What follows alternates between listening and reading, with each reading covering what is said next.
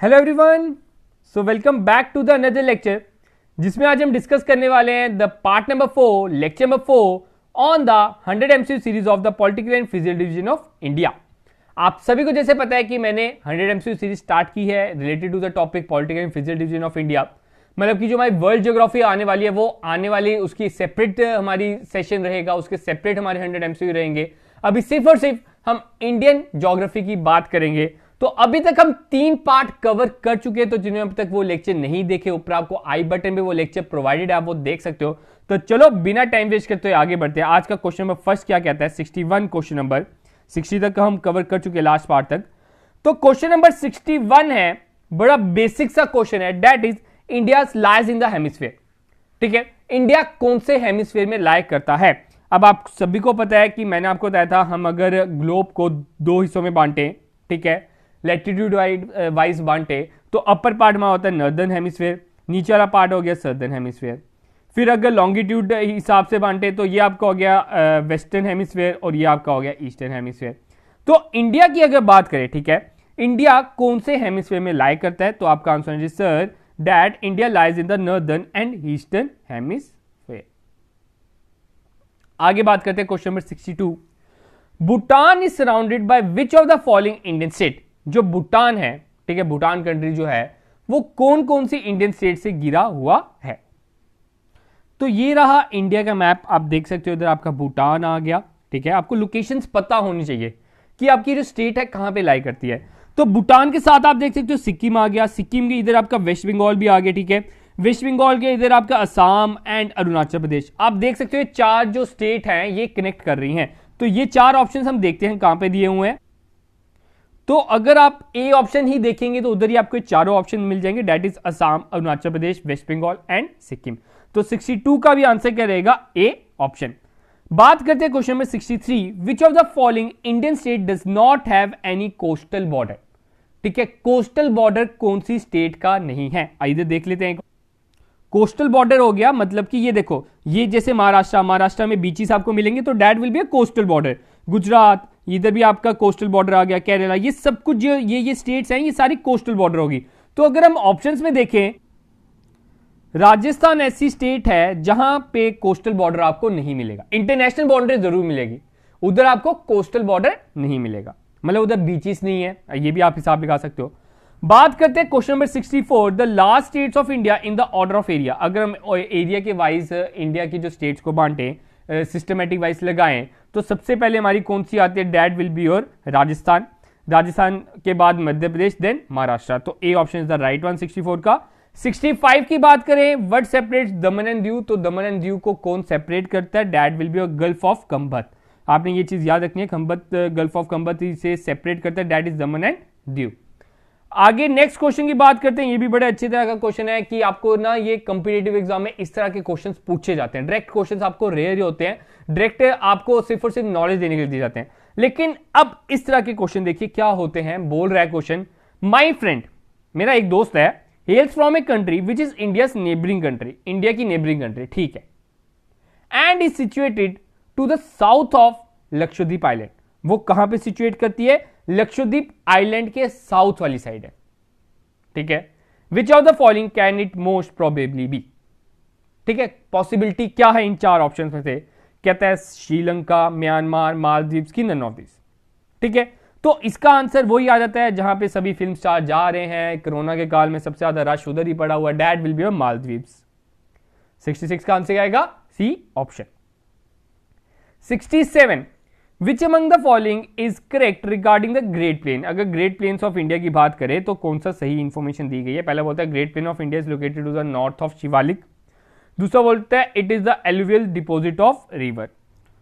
तो अगर हम पॉइंट नंबर 1 में बात करें तो ध्यान से देखिए, मैंने आपको जब फिजियोग्राफी पढ़ाई थी सबसे पहले ऊपर हिमालय थे, तो हिमालय के नीचे क्या थे, ग्रेट प्लेन थे। सर यही थे, हाँ यही थे। तो शिवालिक के नीचे थे, मतलब सदर्न साइड पे थे, नॉर्दर्न साइड पे नहीं थे।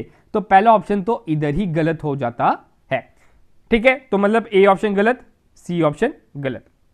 It is the alluvial deposit of reverse. हाँ, उधर से सारी रिवर्स, गंगा, यमुना, सारी रिवर्स उधर से बहती है, और वो जो ग्रेट प्लेन्स है just because of depression due to rivers ही बनी है। तो इसका आंसर क्या रहेगा? Second is the correct one, तो सेकंड ओनली। तो 67 का क्या है? Second only. बात करते हैं क्वेश्चन नंबर 68। 68 क्वेश्चन नंबर क्या कहता है? This range is the most continuous Himalayan range consisting of the loftiest peak, the average height is 6000 metre, name this range. ठीक है, कहता है ये जो हिमालय की एक रेंज है, ठीक है, हिमालयन रेंज है जो मोस्ट कंटिन्यूस है, मोस्ट लॉफ्टिएस्ट है और इसकी एवरेज हाइट 6000 मीटर है। मतलब ऊंची ऊंची चोटियां, ऊंची ऊंची चोटियां। आप सभी को पता है जो हिमालयस है उनको हमने 3 हिस्सों में बांटा हुआ है, हिमाद्री, हिमाचल और शिवालिक्स। तो सबसे ऊंची चोटियां किसमें होती है? हिमाद्री में होती है। तो 68 का आंसर क्या रहेगा? A option. ठीक है, ये सब कुछ ना हिमाद्री के फीचर्स हैं, इतनी लंबी लंबी चोटियां, लॉफ्टिएस्ट पीक, कंटिन्यूस, ये तीनों चीज आपने याद रखनी है। बात करते हैं क्वेश्चन नंबर 69। 69 में कहता है according to the varieties in its relief the northern plain is divided into how many parts. हमने नॉर्दर्न प्लेन को, ठीक है, जो नॉर्थ इंडिया था उसको हमने कितने हिस्सों में बांटा था अकॉर्डिंग टू द फिजियोग्राफी? आप सभी को याद होगा हमने उसको 4 पार्ट में बांटा था, बाबर, तराई, बांगड़ और खादर। ये 4 में हमने बांटा था, तो इसका आंसर 4 ऑप्शन आ जाएगा। नेक्स्ट बात करते हैं, व्हाट डज द अब इन पंजाब एंड दोआब मीन? ठीक है, दो आब, दो रिवर, यही था? हाँ जी सर, यही था। तो इसका आंसर क्या आ जाएगा? वाटर। अब का मतलब क्या है? Water. 71 Geeta lives in the area of one of the most recent landform in India. According to geology, it is the most unstable landform in the country. Which physiographic landform is she living? देखो, अगर आपको यही line समझ आ गई तो काम खत्म, बाकी का कोई काम ही नहीं है। कहता है अनस्टेबल लैंडफॉर्म कौन सा है? तो अनस्टेबल कौन सा है सर? हिमालय। वो हिमालय में रहती है, हिमालय की बड़ी बड़ी चोटियों में वो रहती है। ठीक है, तो आगे बात करते हैं हम क्वेश्चन नंबर 72 की। ठीक है, कंसीडर द फॉलोइंग स्टेटमेंट। तो फॉलोइंग स्टेटमेंट कुछ हैं, उनको आप कंसीडर कीजिए। क्या कहता है? Western Ghats are higher than the eastern Ghat. Second बोलता है आपका western Ghats are comparatively discontinuous. No sir, western Ghats discontinuous नहीं है, ईस्टर्न घाट डिसकंटिन्यूस होते हैं। तो सेकंड ऑप्शन तो इधर गलत है। Mahanagari is the highest peak in the western Ghats, तो ये भी गलत है। तो इसका सिर्फ और सिर्फ फर्स्ट ऑप्शन ही सही है। तो 72 का क्या आ जाएगा? 1 ओनली, ए ऑप्शन। 73 की बात करते हैं, which of the following geographical term related to the natural formed narrow typical navigate waterway that connects 2 large bodies of water. ठीक है, कह रहा है उसको हम क्या बोलते हैं? जो 2 लार्ज बॉडीज को जोड़ती है, तो उसको हम बोलते हैं दैट इज स्ट्रेट।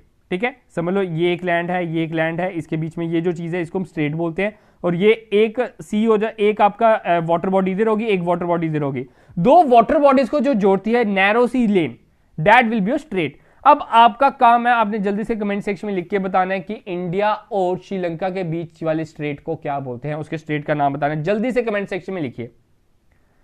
बात करते हैं क्वेश्चन नंबर 74 की। The main land of India extend between latitude dash and dash. अगर लैटिट्यूड की बात करें तो 74 का जो ऑप्शन आ जाता है that will be your 8 degree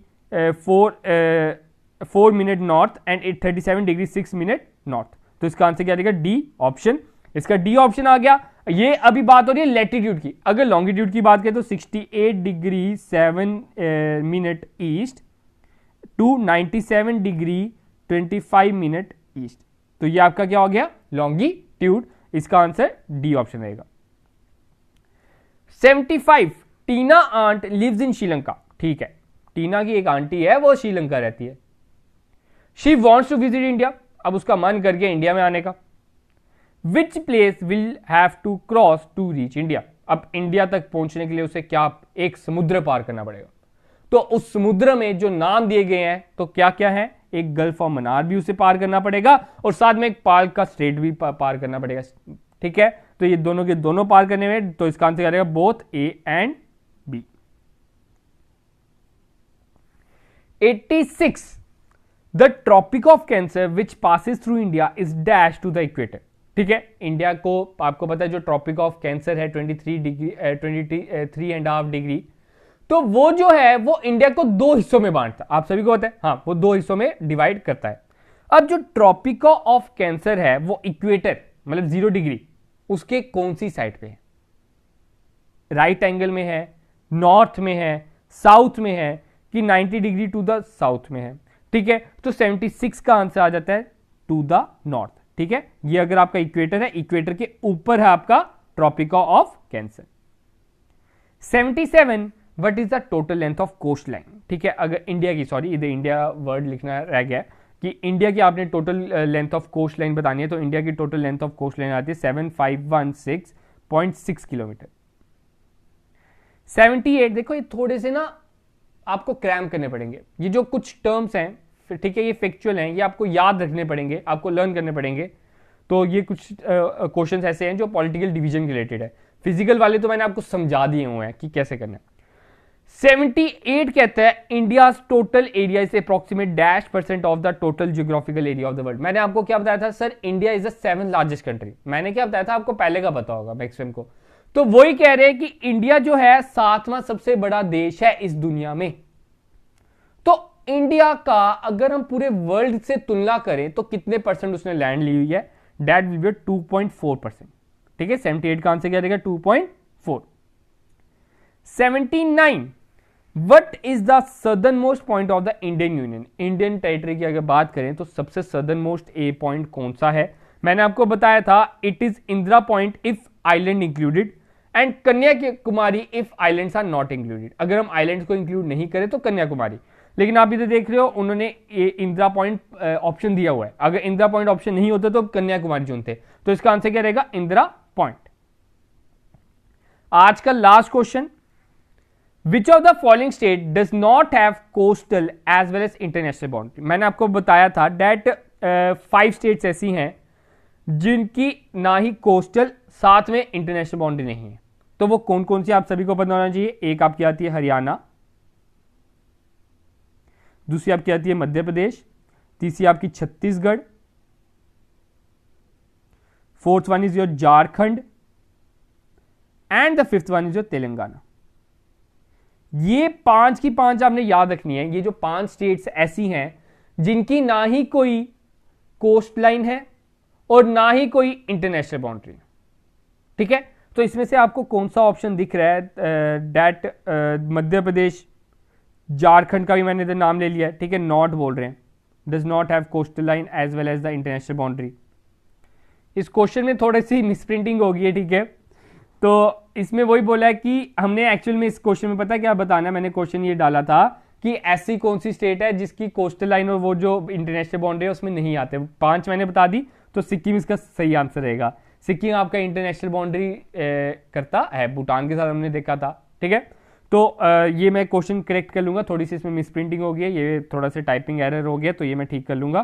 ठीक है, होप तो आपको समझ आ गई होगी। मेन चीज थी कि आप तक इंफॉर्मेशन पहुंचना, आपको बताना कि आंसर क्या होता है, आपको इंफॉर्मेशन देना, आपको प्रॉपर्ली उसके बारे में नॉलेज देना, मेन मोटो मेरा होता है। ठीक है, तो ये आपके आज क्वेश्चन हो गए 20, टोटल 80 हो गए। लगातार मैं कह रहा हूं कि इस पूरे लगातार आपको रोज की रोज एक लेक्चर प्रोवाइड कर रहा हूं, साथ में पीडीएफ बनाना भी सबसे बड़ा हेक्टिक काम है। चलो कोई ना, आप सबकी मेहनत, आप मेरी मेहनत और आपकी मेहनत मिलकर रंग लाए तो वो बहुत बढ़िया रहेगा। तो जो भी इस चैनल पर नए हो चैनल को सब्सक्राइब कर ले, ताकि हमारे एंड से कोई भी न्यू वीडियो आप तक सबसे पहले पहुंचे। आपका भी एक फर्ज बनता है कि इस चैनल को आगे तक बढ़ाया जाए, इस चैनल को शेयर किया जाए, लाइक किया जाए, सब्सक्राइब किया जाए, ताकि सभी बच्चे इसका लुत्फ उठा सके। तो गाइज आज का अपना लेक्चर इतना ही रखते हैं, तो मिलते हैं कल अपने नए लेक्चर के साथ। तब तक के लिए आप सबसे अलविदा।